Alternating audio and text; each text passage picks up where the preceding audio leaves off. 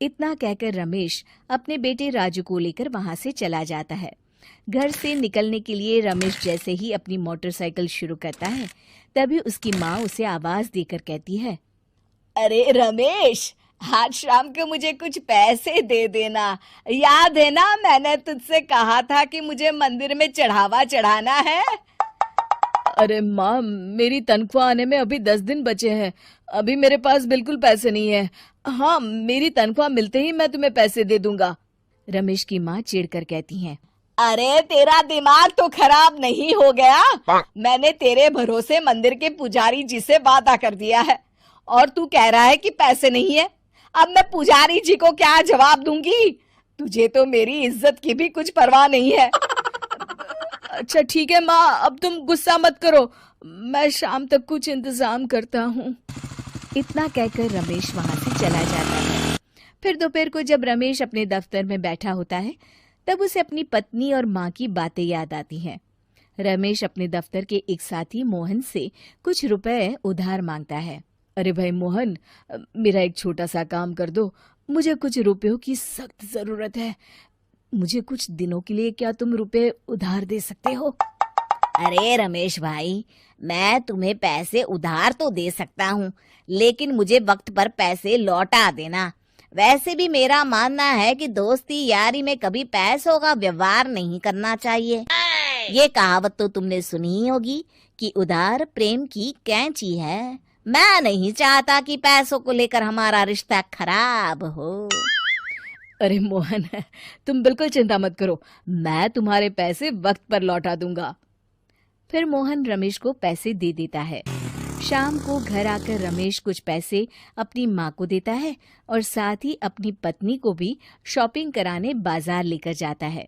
रमेश की पत्नी और उसकी माँ का स्वभाव जरूरत से ज्यादा खर्चीला होने के कारण दोनों हमेशा बेवजह पैसे खर्च करती हैं।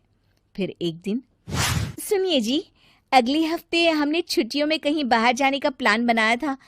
आपने पैसों का इंतजाम कर लिया ना? अरे अभी कहाँ, अभी तो मेरे पास बिल्कुल पैसे नहीं है। हम कभी और चले जाएंगे। देखिए जी, मैंने सभी सहेलियों से कह दिया है कि मैं बाहर घूमने जा रही हूँ। अगर मैं नहीं गई तो सब मुझ पर हंसेंगी। आप कहीं से भी पैसों का इंतजाम कीजिए जी। इतना कहकर रमेश की पत्नी वहां से चली जाती है। वहीं दूसरी तरफ रमेश की माँ भी तीर्थ यात्रा जाने की जिद करती है और रमेश से पैसे मांगती है। फिर अगले दिन रमेश एक सेठ से पैसे उधार लेकर अपनी पत्नी और बेटे को घुमाने ले जाता है और अपनी माँ को भी तीर्थ यात्रा पर भेज देता है। लेकिन जैसे ही रमेश अपनी छुट्टियां बिताकर वापस आता है, कर्जदार उसका जीना मुश्किल कर देते हैं। इतना ज्यादा कर्ज एक साथ अपने ऊपर देख रमेश काफी परेशान रहने लगता है। फिर एक दिन राजू की स्कूल की फीस वक्त पर न भर पाने के कारण रमेश को स्कूल में बुलाया जाता है। स्कूल के प्रिंसिपल साहब रमेश को सख्त हिदायत देते हैं कि अगर वक्त पर स्कूल की फीस नहीं भरी गई तो उनके बेटे का नाम स्कूल से काट दिया जाएगा। अपने बेटे की स्कूल की फीस भरने के लिए रमेश अपने दोस्त गिरधारी से कुछ पैसे उधार ले लेता है और स्कूल की फीस भर देता है। रमेश की माँ और उसकी पत्नी खर्चे और घर की जिम्मेदारी संभालते संभालते धीरे धीरे रमेश पूरी तरह कर्ज में डूब जाता है। और तभी एक दिन दफ्तर में काम करते समय रमेश की तबीयत अचानक बिगड़ जाती है और वो बेहोश होकर गिर पड़ता है। उसे जल्दी से पास के एक अस्पताल में भर्ती कराया जाता है। रमेश के घर वालों को ये बात पता चल जाती है तो वे सभी अस्पताल पहुंचते हैं।